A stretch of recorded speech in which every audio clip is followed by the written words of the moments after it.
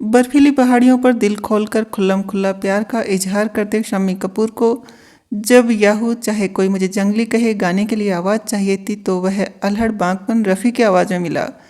जब इश्क के रूहानी रूप की बात आती है तो रफ़ी एक कव्वाली को आवाज़ देते हैं, ये इश्क इश्क है, इश्क इश्क, इश्क आज़ाद है, इश्क आज़ाद है, हिंदू न मुसलमान है इश्क।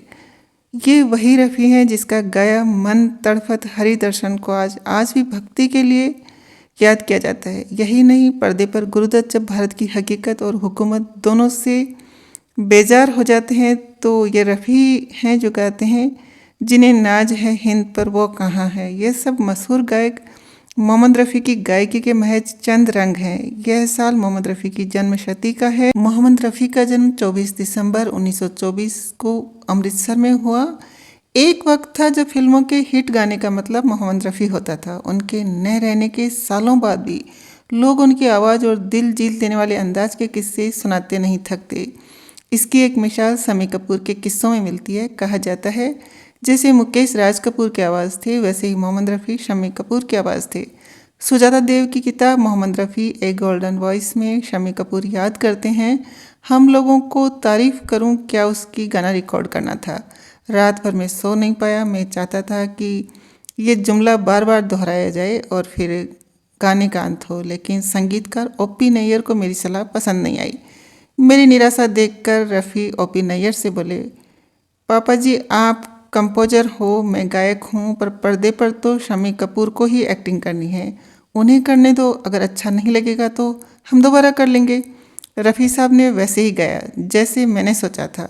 शम्मी कपूर बताते हैं जब ओपी नैयर ने गाना देखा तो मुझे बाहों में भर लिया और दुआएं दी। रफ़ी साहब ने अपनी शरारती पर नरम आवाज़ में कहा, अब बात बनी ना। रफ़ी साहब चुटकी में दिल जीत लेते थे। मशहूर गायक मन्ना डे ने एक इंटरव्यू में कहा था, इसमें तब के पत्रकार राजीव शुक्ला के सवाल पर उन्होंने कहा था, रफ़ी साहब नंबर 1 थे, मुझसे बेहतर। मैं अपनी तुलना सिर्फ रफ़ी से करता हूँ, जैसा वह गाते थे शायद ही कोई गा पाता। अगर रफ़ी नहीं होते तब ही मैं उनकी जगह ले सकता था। हम दो ऐसे गायक थे जो हर तरह के गाने गा सकते थे। मोहम्मद रफ़ी ने उस दौर में गाने गाए जब बतौर गायक मुकेश और किशोर कुमार भी फिल्मों में छाए हुए थे। हालांकि इन सब के आपसी रिश्ते नायाब थे।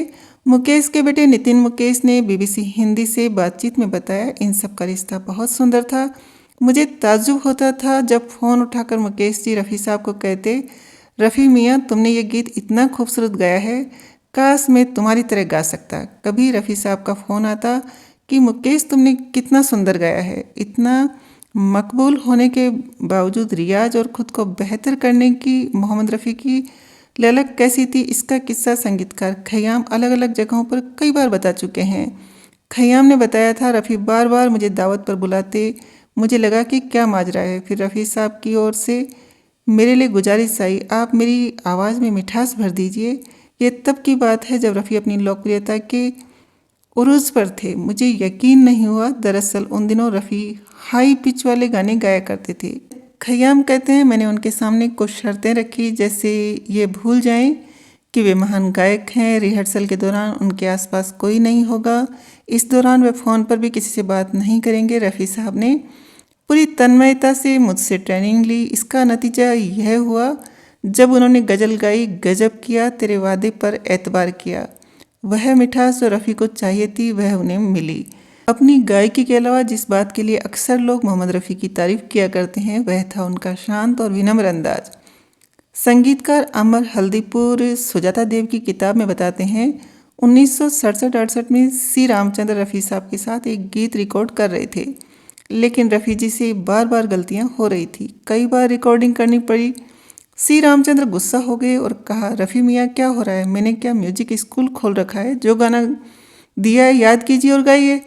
वे बताते हैं, रफ़ी जी ने माफ़ी भरे अंदाज में कहा, माफ़ कीजिए, ये गाना मेरे जहन में बैठ नहीं रहा है, मैं अभी करता हूँ। उन्होंने तब तक गाया जब तक संगीत निर्देशक को तसल्ली नहीं हो गई।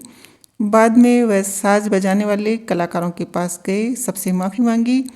इसी विनम्रता की वजह से वे सबके पसंदीदा थे। मोहम्मद रफ़ी के गानों की लोकप्रियता का अंदाज़ा इस पूर्व सैनिक के किस्से से भी मिलता है, जो उन्होंने साल 2020 में अंग्रेजी अखबार इंडियन एक्सप्रेस को दिए एक इंटरव्यू में सुनाया था।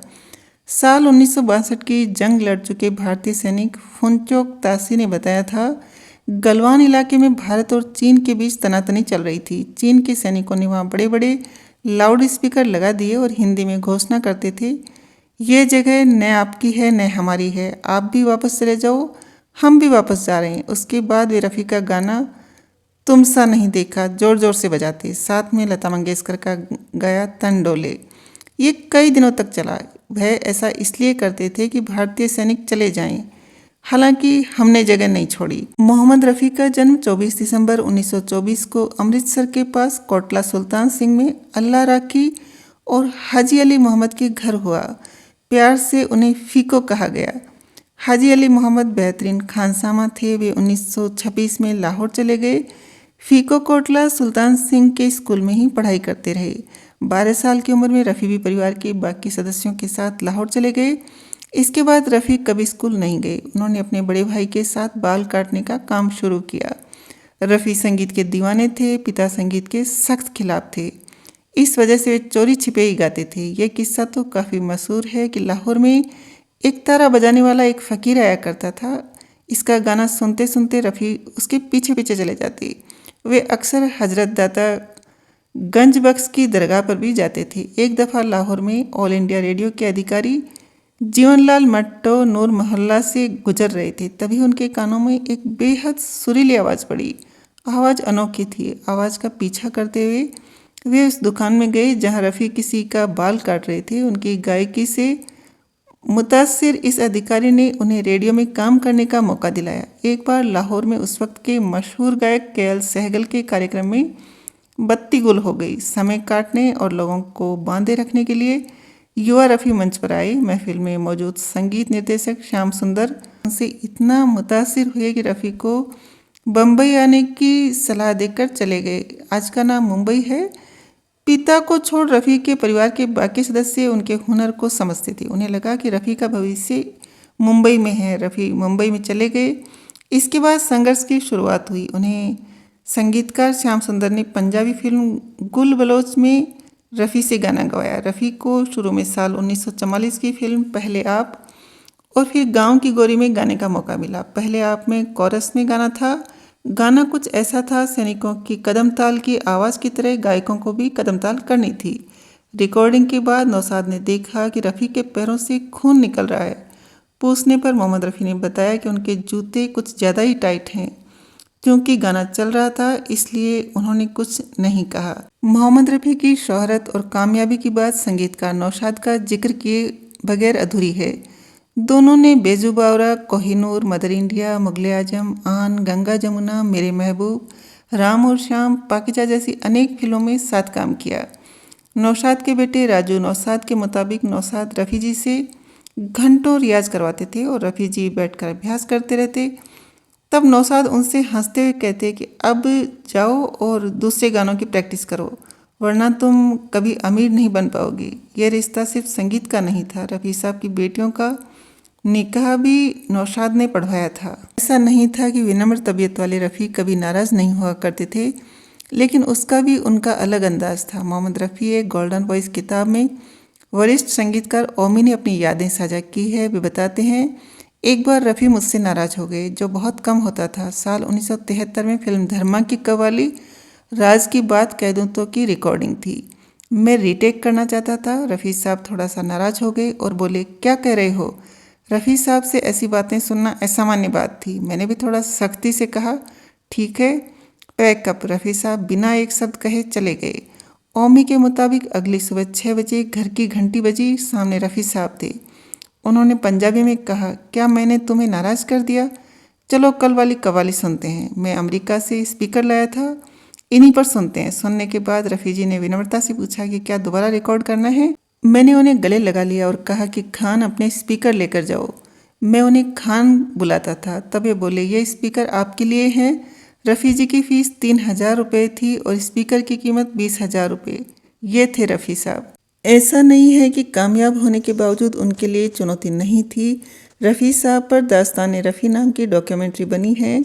डॉक्यूमेंट्री में संगीतकार मदन मोहन के बेटे संजीव कोहली कहते हैं, कभी कभी गायकी की विविधता बाधा भी बन जाती है। जैसे कि रफ़ी साहब ने 60 के दशक में जंगली की वे बार बार देखो जैसे गाने गाते थे, वे अपना स्टाइल बना रहे थे। लेकिन एक बार मदन मोहन जी ने रफ़ी साहब को कहा कि अगर तुमने अभी याहू जैसा गाना गाया है तो मैं अभी अपनी रिकॉर्डिंग कैंसिल कर रहा हूँ, तुम पहले उस मूड से निकल जाओ।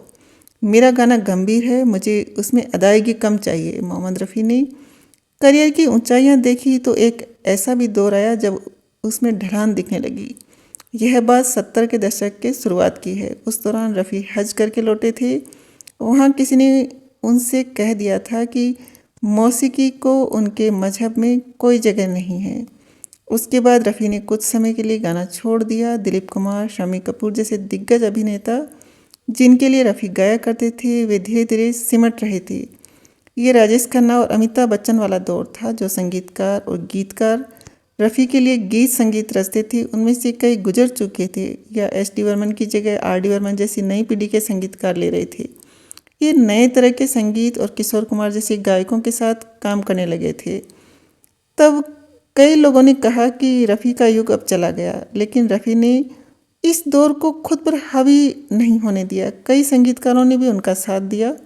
जब फिल्म लैला मजनू का संगीत तैयार हो रहा था तो मदन मोहन इस बात पर अड़ गए कि युवा एक्टर ऋषि कपूर के लिए रफ़ी ही गाएंगे, वरना ये फिल्म नहीं करेंगे। जब साल 1976 में फिल्म रिलीज हुई तो इनके गाए गाने ज़बरदस्त हिट हुए। हालांकि इससे पहले ही मदन मोहन गुजर गए थे। साल 1977 में रफ़ी का गाना क्या हुआ तेरा वादा आया। इसके लिए उन्हें राष्ट्रीय पुरस्कार भी मिला। साल 1977 में युवा ऋषि कपूर के लिए रफ़ी ने मनमोहन देसाई की अमर अकबर एंथनी के लिए एक कव्वाली गाई, पर्दा है पर्दा। यह भी काफ़ी मशहूर हुआ। कई लोग हैरान थे कि जिसके पिता राज कपूर के लिए रफ़ी गा चुके हैं, उस नए एक्टर के लिए लक्ष्मीकांत प्यारेलाल ने रफ़ी को क्यों चुना है।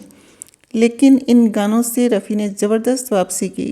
लक्ष्मीकांत प्यारेलाल ने अपनी फिल्म पारसमणि भी रफ़ी के साथ ही की थी। इत्तेफाकन लक्ष्मीकांत प्यारेलाल की फिल्म आसपास में मोहम्मद रफ़ी ने अपना आखिरी गाना गाया, तेरे आने की आस है दोस्त, शाम क्यों फिर उदास है दोस्त। हर दौर के गायकों पर मोहम्मद रफ़ी का असर रहा है, इसमें सोनू निगम भी शामिल हैं।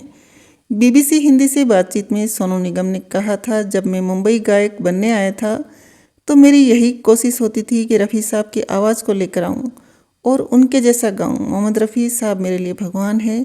हालांकि मैंने उनको कभी देखा नहीं, लेकिन उनसे प्रेरणा लेकर और उनको सुन सुनकर गाता रहा हूँ। बाद में अपना स्टाइल बनाया। मोहम्मद रफ़ी की बेटी नसरीन के मुताबिक रफ़ी साहब कहा करते थे कि मैं अल्लाह से यही दुआ करता हूँ कि जब मैं टॉप पर हूँ तो वह मुझे उठा ले, और उनकी दुआ कबूल हो गई। साल 1980 में जब उनका इंतकाल हुआ तो वे टॉप पर थे। मन्ना डे और मोहम्मद रफ़ी एक दफ़ा साथ में स्टेज शो कर रहे थे।